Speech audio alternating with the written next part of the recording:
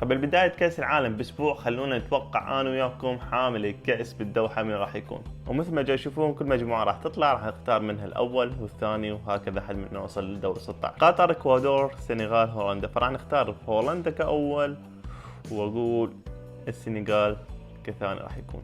آسفين قطر. المجموعة الثانية راح تكون إنجلترا، إيران، أمريكا، ويلز. راح نختار الأول راح يكون إنجلترا والثاني راح يكون أمريكا. أما مجموعة الأرجنتين، السعودية، المكسيك، بولندا. فراح نختار الأرجنتين كأول ومكسيك كثاني. فرنسا، الدنمارك، تونس، استراليا. فراح تكون الدنمارك بالمركز الأول وفرنسا بالمركز الثاني. أما عن المجموعة الخامسة اللي راح تكون إسبانيا، ألمانيا، اليابان، كوستاريكا. فراح تكون إسبانيا الأول وألمانيا الثاني. المجموعة السادسة اللي راح تكون بها بلجيكا، كندا، المغرب، كرواتيا.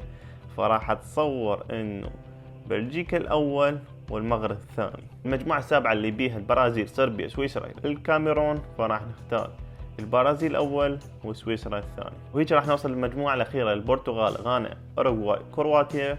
فراح نختار أوروغواي أول والبرتغال كثاني. هيك وصلنا الدورة 16. أول مباراة راح تكون بين هولندا أمريكا، فهولندا راح تنتصر.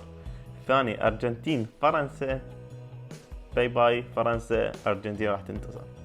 أما إنجلترا السنغال، فإنجلترا راح تنتصر. الدنمارك مكسيك، الدنمارك راح تنتصر. إسبانيا المغرب، آسفين المغرب، إسبانيا راح تنتصر. والبرازيل البرتغال البرازيل تنتصر أيضا. بلجيكا ألمانيا، بلجيكا ألمانيا راح تنتصر ألمانيا.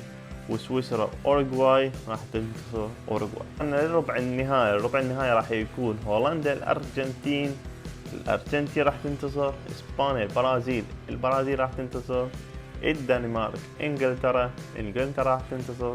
وألمانيا الأوروغواي، ألمانيا راح تنتصر. مع النصف النهائي، فالنصف النهائي راح يكون أرجنتين البرازيل، ونقولهم بما لا للبرازيل، لأن الأرجنتين راح تنتصر وإنجلترا راح تنتصر أيضا. صاحب المركز الثالث راح يكون البرازيل، أما صاحب المركز الأول فهو الأرجنتين وإنجلترا الثاني. فيش توقع إنه الأرجنتين هي راح تكون بطلة كأس العالم. اكتب لنا بالتعليقات أنت ايش تتوقع.